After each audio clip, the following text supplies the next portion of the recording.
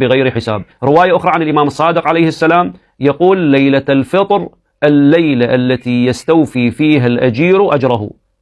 الله عز وجل يعطي الأجير الصائم له في هذا الشهر الكريم يعطيه أجره. هذه الليلة فيها عدة أعمال. العمل الأول وهو الغسل. هذا الغسل بعد غروب الشمس، بعد غروب الشمس يستحب الغسل. طبعا هذا الغسل لا يغني عن الوضوء، هذا الغسل لا يغني عن الوضوء، يعني إذا اللي يريد يصلي بعدها بعد الغسل لابد أنه يتوضأ. هسه ممكن أنه البعض يتوضأ ويغتسل، ماكو إشكال. البعض خصوصا النساء تقول: أنا إذا أغتسل وأطلع ويحتاج لي أنه أجفف شعري فيحتاج لي في وقت، فيجوز أنه أتوضأ وأغتسل، ماكو مشكلة. ممكن أنه تتوضأ ويغتسل، لكن بشرط أن لا يحدث منه ما ينافي الوضوء، يعني منافيات الوضوء. فالعمل الأول وهو الغسل، وهذا بعد غروب الشمس. العمل الثاني من أعمال هذه الليلة، ليلة عيد الفطر، إحياؤها بالصلاة، إحياؤها بالدعاء، إحياؤها بالاستغفار. وورد أيضا أنه هناك ثواب عظيم للبيتوتة في المسجد لمن يبات في المسجد، باعتبار أن هذه الليلة ليلة عبادة وليست ليلة له كما يفعل البعض، أبعدنا الله وإياكم عنهم.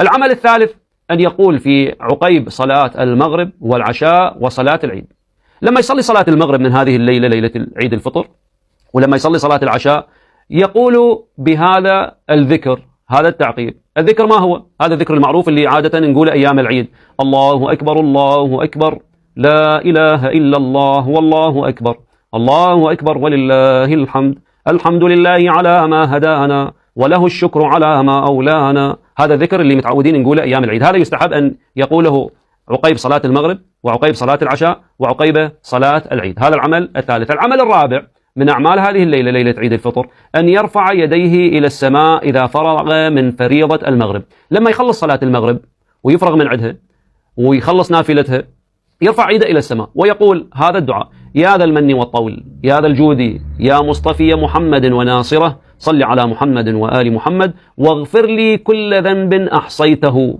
وهو عندك في كتاب مبين.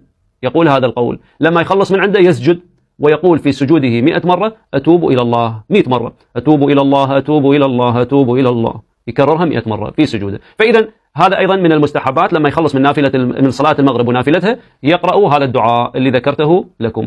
العمل الخامس وهو من الأعمال المهمة أيضا في هذه الليلة، وهو زيارة الإمام الحسين عليه السلام، فقد ورد فيها فضل كثير وعظيم.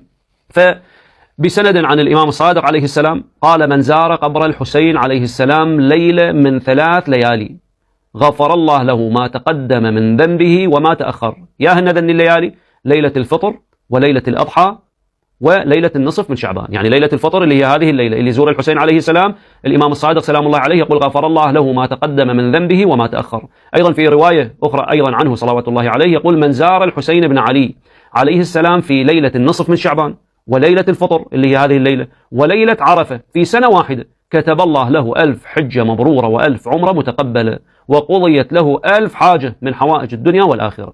فإذا ثوابها عظيم زيارة الإمام الحسين هذه الليلة. طبعا أكو زيارة مخصوصة موجودة في كتبنا المعتبرة في مفاتيح الجنان وغيرها، زيارة مخصوصة في هذه الليلة، إن شاء الله راح أتركها لكم في صندوق الوصف. اللي يتمكن من الذهاب لزيارة الإمام الحسين هنيئا له ونعمة، ونسأله الدعاء والزيارة. اللي ما يتمكن بإمكانه أنه من بيته يزور، يتوجه نحو قبر الحسين ويزور الحسين بهذه الزيارة. اللي ما يعرف يقرأ ويكتب وما يقدر يزور بهذه الزيارة، يتوجه نحو قبر الحسين ويزوره بهذه الكلمات، احفظها وياي، وإذا ما تقدر متوجه إلى قبر الإمام الحسين حتى تزور به. تقول: السلام عليك يا أبا عبد الله، السلام عليك ورحمة الله وبركاته. هذه تحسب لك حجة وعمرة، فقط هذه الكلمات: السلام عليك يا أبا عبد الله، السلام عليك ورحمة الله وبركاته.